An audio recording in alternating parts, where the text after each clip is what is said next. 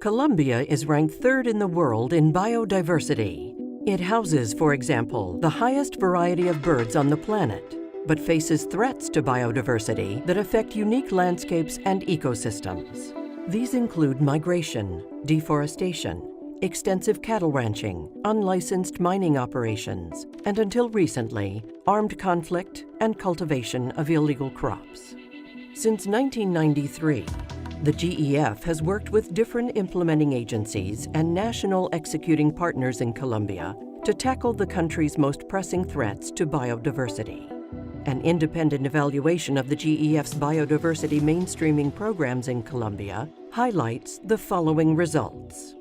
The evaluation found that the GEF's projects have taken successful steps towards mainstreaming biodiversity, even when most are still ongoing. For example, in the heart of the Amazon, a GEF-supported project was able to negotiate conservation agreements with individual farmers in exchange for agricultural inputs and technical guidance on non-timber food crops. Un proyecto muy bueno.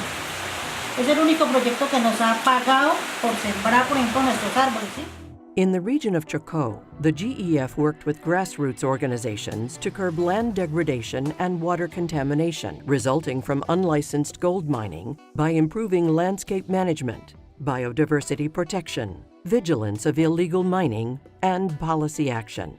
Also, funding was provided for startup enterprises harvesting heart of palm, acai fruit, and producing natural cosmetic and bathing products. Nosotros ¿qué venimos haciendo?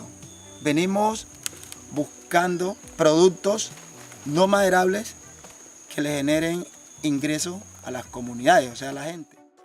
Another GEF-supported project used carbon payments as incentive for coffee growers to return to the practice of planting native trees along coffee rows for natural shade, fertilizer and pest control, and biodiversity conservation.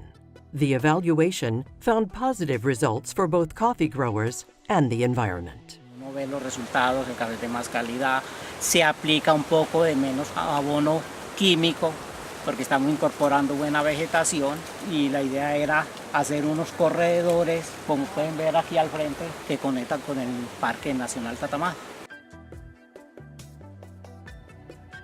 A mí me han llamado ya como unas 3 o 4 veces, me han dado, no ha sido mucho, pero me han dado platica para lo de la captura del carbono.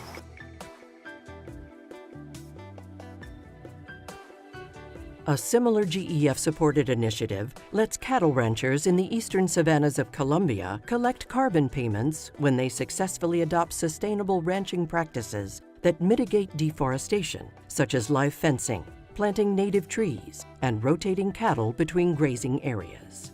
This project is now being replicated on a broader scale through larger programs and donors.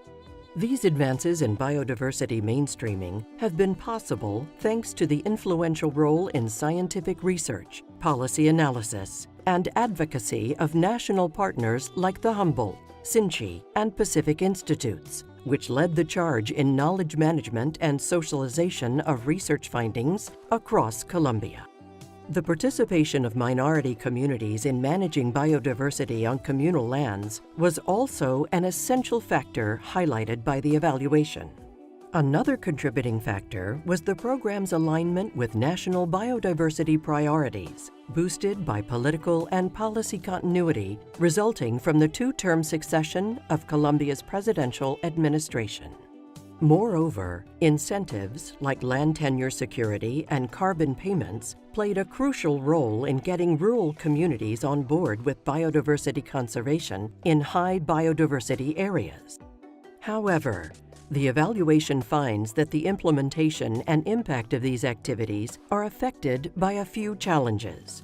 Mainstreaming biodiversity takes time and long-term commitment that usually exceeds the duration of GEF project timelines.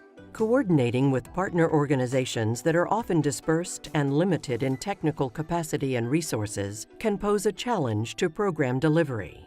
Finally, the evaluation points to the lack of ex-ante and ex-post analysis of mainstreaming projects as a major challenge in securing long-term conservation commitments and adoption of biodiversity-friendly practices.